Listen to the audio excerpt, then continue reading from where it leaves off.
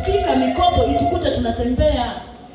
Afisa wa benki hapa kasema, usikope mkopo kuanzisha biashara. Kopa mkopo kuongezea biashara. Sasa kule kwenye vikundi vyetu tukakae. Yaani haijalishi huwa mnachangishana shingapi. Hata kama huwa mnachangishana shilingi 100, hizo mjibane, muwezeshane mitaji. Anayepika bagia hapa anahitaji 100 tu. Kwa nini aende kuhangaika na mkopo? Anayepika maandazi anahitaji 200 tu. Tukopeshane sisi kwa sisi.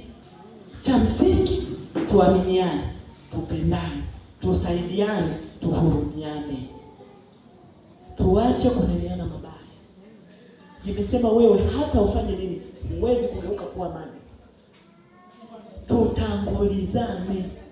Wanawake tukiamua, tuna uwezo wa kufanya mambo makubwa. Leo hii mmenitanguliza mimi mwenyewe. Kesho huwezi kujua ni zamu ya nani. Tuache kupigana mawe. Tusaidiane tutoke hapo tulipo.